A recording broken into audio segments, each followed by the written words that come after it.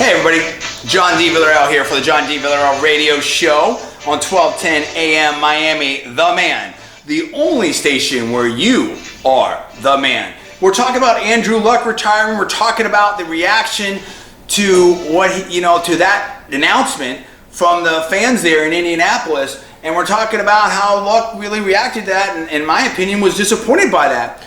And I touched on something last segment, and the producer and I were talking a little bit during the break, and he was like, I can't believe how similar your story is to Andrew Luck's. And it may not have made full sense last segment. People were like, hey, John, why do you keep talking about yourself? Because I've been through something like this, in my opinion. I've been through this. I know, I have insight, having been a national world-class athlete.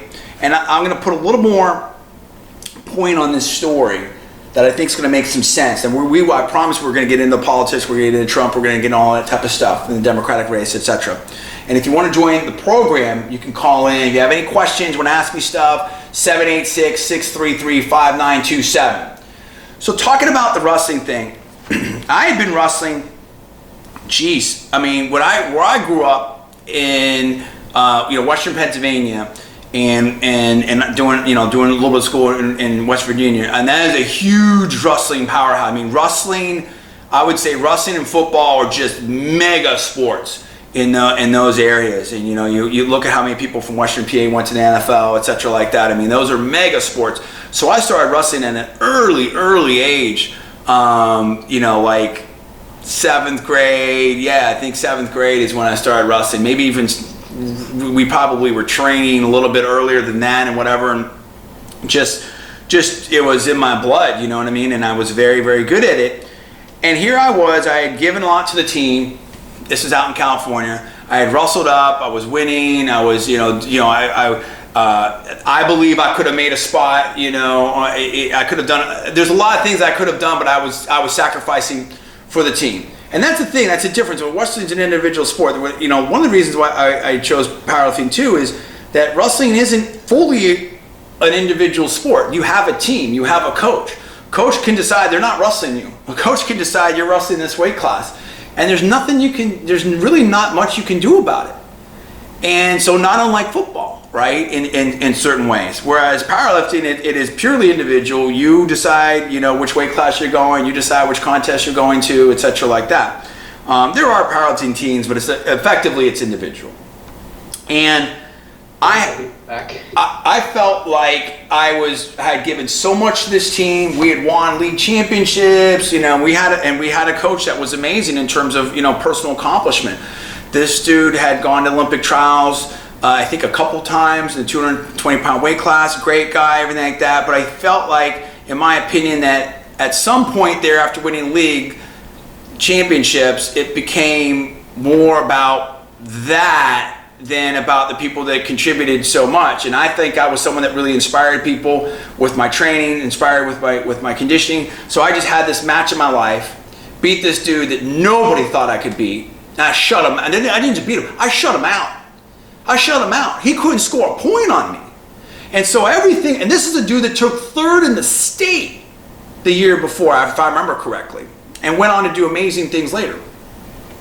And I had also pinned, I believe, if I remember correctly, the San Francisco area champion. So I was on a tear. I was the prospect. And we had sent a lot of people to state championships before, and we had a lot of other great wrestlers on the team, there's no doubt about it. But also, let me say this. There's different weight classes, right? And just like powerlifting, powerlifting, the most competitive classes, in my opinion, and it could change from year to year, whatever, but usually are like 181, 198, and 220. With 198 and 220 usually being extremely competitive, because that's just where the most competitors are. That's where most people sort of bunch up, if you will. And then there's others, and some of the super heavyweights can be very competitive. And again, year to year, federation to federation. But over the years, if you were to look at everything, that's kind of where that falls. Well, not dissimilar with wrestling as well. where you just have, and probably boxing as well. I mean, how many middleweight championships, and that's kind of where a lot of people fall, or or welterweight stuff. And you'll have some heavyweights, but you always have this super competitive stuff. And I don't know boxing that quite as well, but I definitely know wrestling. And wrestling, when you're younger like that, the most competitive weight classes are like 55 and 65. Where 65 and 73, where I was at, and so but I would wrestle up to 193s at some times, because so here I am at my year, and everything was pointing to me doing amazing things. And if I had won, state or place, whatever like that, along with my grades, and along with my SAT scores and everything that all my academic firepower that I had going for me, and extracurricular and all that type of stuff, listen, you can look at my LinkedIn and look at the schools I've gone to, look at my scores and stuff like that. I've definitely been elite academically, and I think if you were to put that kind of championship win on it, I believe that I would have had a great shot at getting a scholarship at Stanford or some of those other places. Now, I wasn't going to go to a wrestling school just for wrestling. I wasn't going to do that. But if I could have gotten into a Stanford or something like that with a scholarship, then yeah, I probably would have gone there instead of Berkeley. But I'm not complaining. Everything turned out right in my life. But my point is from a psychological standpoint of as a great athlete, having been wrestling for so long, and now here I am. This was my year, my time to do what I needed to do. I just won the match of my life. Now my coach is afterwards, instead of shaking my hand, congratulating, he's complaining about me, asking, did I do this? Dude, you watched the match. I went for a stiff arm to set up a shot. He tried to arm drag me. I'm not giving him my arm. Now, if my arm moves around because he's arm dragging me, that's his problem, right? And that's just what happens. Like, are you kidding me? That was one thing. And then all of a sudden, later, as captain of the team, we got to pick, the different captains to pick, we're going to do this exercise, we'll do that exercise. Great, so I picked inverted or handstand push-ups because I could do them. We don't want to do that. The rest of the team are complaining. I'm like, whatever. And then my coach is complaining about that, if I remember correctly. And then there was everyone has different styles of wrestling. Some people are technicians. Some people are stand-up artists or take-down artists, right? Take you down, staying up. Take you down, staying up. That wasn't my thing.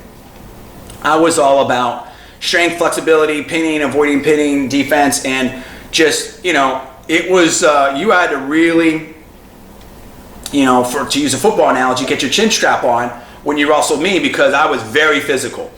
Did everything within the rules, but very physical. You know what I mean? Like, if you weren't ready to go, so a lot of people didn't want to wrestle me because I was just too tough, too strong. Within the rules, of course. And I wasn't, you know what I mean?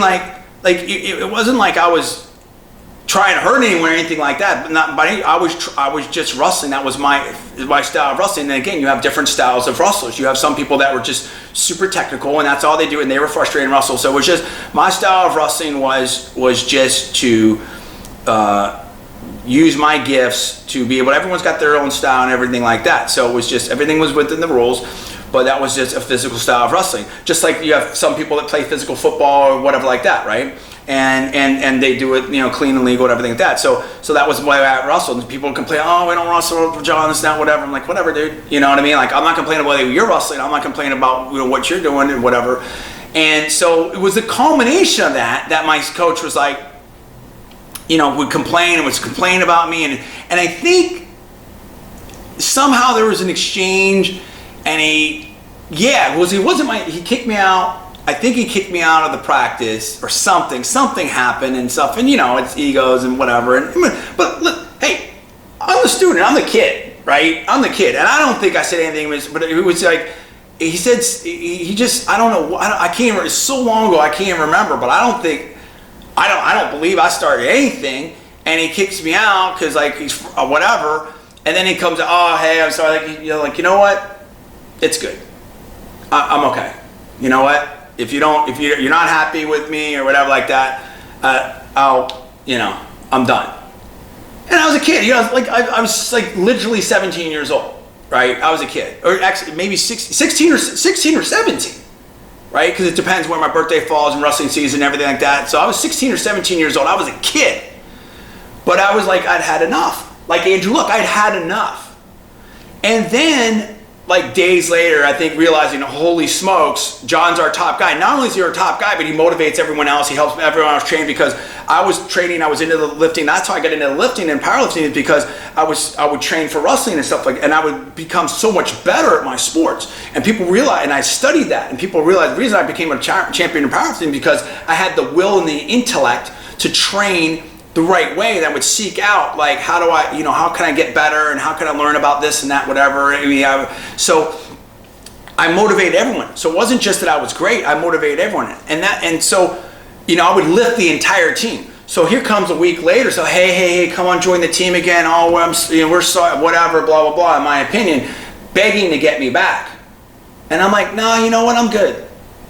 Because just like Andrew Luck, when you have given so much to a team and to a sport, and then they just dump on you like that, backstab you, and are ungrateful, don't bite the hand, they freaking chop it off, dude, in my opinion. Metaphorically, obviously.